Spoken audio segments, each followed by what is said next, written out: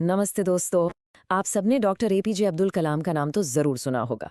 उनकी एक किताब है इग्नाइटेड माइंड्स जो इंडिया के फ्यूचर के लिए एक ब्लूप्रिंट की तरह है। आज हम इसी किताब के एक सबसे पावरफुल चैप्टर 5, जिसका नाम है patriotism beyond politics and religion, ही गहराइयों में उतरेंगे। इस एक्सप्लेनर में हम डॉक्टर कलाम के उन आइडियाज़ को समझेंगे जो आज शायद पहले से कहीं ज़्यादा हमारे देश के लिए ज़रूरी हैं। तो चलिए शुरू करते हैं। मैं आपसे एक सीधा सा सवाल पूछता हूँ। आपको क्या लगता है, डॉक्टर कलाम के हिसाब से इंडिया के फ्यूचर के लिए सबसे बड़ा खतरा क्या था? कोई बाहरी दुश्मन?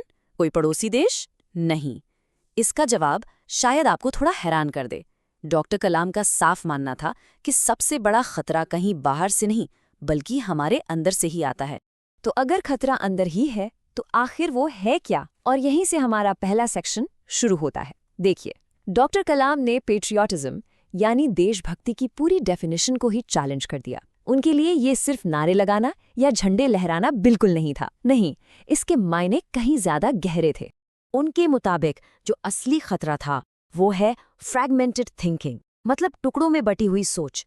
एक ऐसी सोच जो हमें जाति, धर्म और पॉलिटिकल पार्टी के छोटे छोटे डब्बों में बंद कर देती है।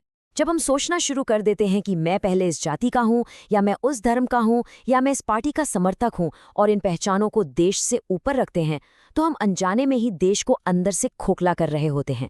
यही है फ्रैगमेंटेड थिंकिंग। तो फिर सच्ची देशभक्ति क्या है? डॉक्टर कलाम कहते हैं कि असली पेट्रियाटिज्म एक कंस्ट्रक्टिव फोर्स है, यानी एक ऐसी शक्ति जो कुछ बनाती है, कुछ रचनात्मक करती है।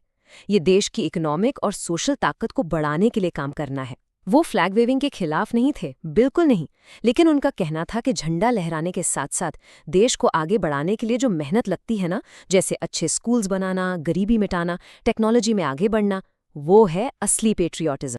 लेकिन इस रचनात्मक काम के रास्ते में अक्सर एक चीज दीवार बनकर खड़ी हो जाती है, और वो है धर्म का गलत इस्तेमाल। डॉक्टर कलाम ने इस बड़े ही सेंसिटिव टॉपिक पर एक बहुत ही अनोखा नजरिया दिया। उन्होंने धर्म को एक औजार, एक टूल की तरह देखा।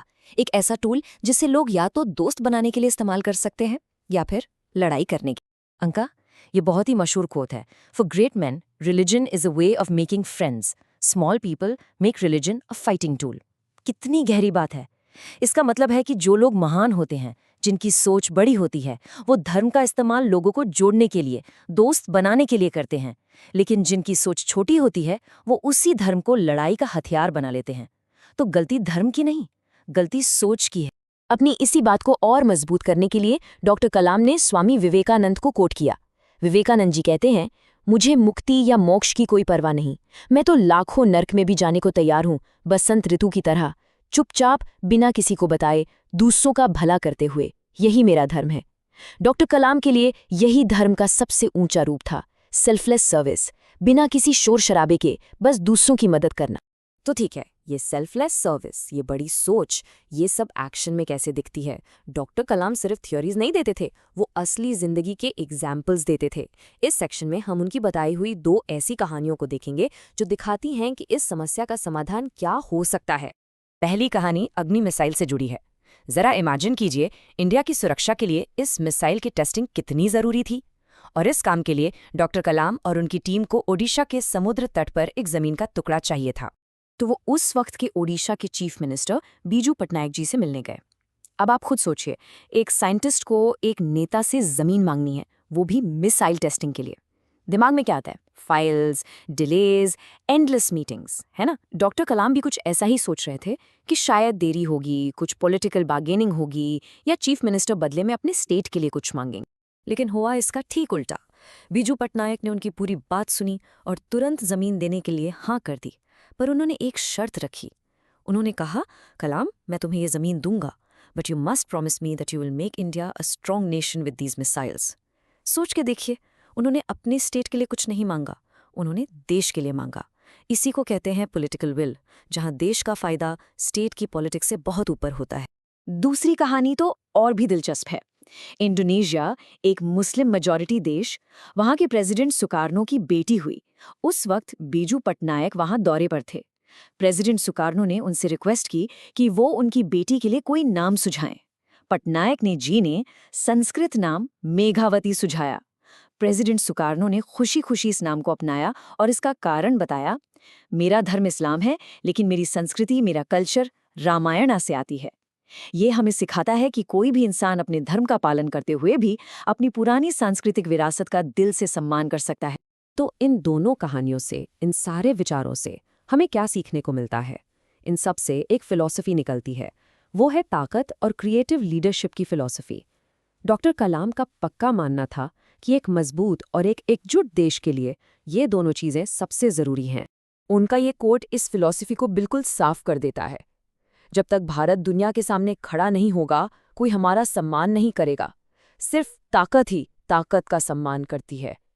यहाँ ताकत का मतलब सिर्फ मिलिट्री पावर नहीं, इसका मतलब है इकोनॉमिक स्ट्रेंथ, टेक्नोलॉजिकल स्ट्रेंथ और हाँ, मिलिट्री स्ट्रेंथ भी। डॉक्टर कलाम कहते थे कि एक कमज़ोर देश कभी शांति नहीं ला सकता, क्योंकि दुनिया में उसकी बात कोई सुनेगा ही नहीं। तो सवाल उठता है कि इस ताकत को हासिल करने के लिए हमें कैसे लीडर्स चाहिए? डॉक्टर कलाम ने एक टर्म यूज किया, क्रिएटिव लीडर्स। यहाँ क्रिएटिव का मतलब सिर्फ आर्टिस्ट होना नहीं है, इसका मतलब है नए सॉल्यूशंस ढूंढने वाला, एक प्रॉब्लम सॉल्वर। ऐसे लीडर्स की कुछ गुण होते हैं। पहला, उनके पास एक लॉन्ग टर्म विजन होता है, वो सिर्फ अगले इलेक्शन तक नहीं सोचते। दूसरा, वो नए अनजाने रास्तों पर चलने से डरते नहीं हैं। तीसरा, वो सफलता और असफलता दोनों को आसानी से मैनेज कर सकते हैं। और चौथा, सबसे जरूरी, वो ईमानदारी और पारदर्शिता यानी ट्रांसपेरेंसी से काम करते हैं। तो इस पूरे एक्सप्लेनर का आखिरी सवाल अब आपके लिए है। ये सवाल सिर्फ बड़े बड़े नेताओं के लिए नहीं है, ये आपके लिए है, मेरे लिए है, हम सबके लिए है। सोच कर देखिए, आज, बिल्कुल आज, आप अपनी लाइफ में, अपनी क्लास में, अपने दोस्तों के ग्रुप में ऐसा कौन सा एक छोटा सा कदम ले सकते हैं जो आपको एक क्रिएटिव लीडर बनने की तरफ ले जाए? जरा सोचिए इस पर। उम्मीद है आपको डॉक्टर कलाम के इन पावरफुल आइडियाज से कुछ नई प्रेरणा मिली होगी। उन्होंने हमें सिखाया कि असली देशभक्ति झंडे लहराने से नहीं, बल्कि देश को मजबूत बनाने से आती है। उन्होंने हमें दिखाया कि धर्म जोड़ने का काम कर सकता है, तोड़ने का नहीं। और सबसे जरूरी, उन्होंने हमें याद दिलाया कि हम सबके अंदर एक क्रिएटिव लीडर बनने की क्षमता है। ऐसे ही और डीप डाइव्स के लिए सब्सक्राइब करना ना भूलें। धन्यवाद।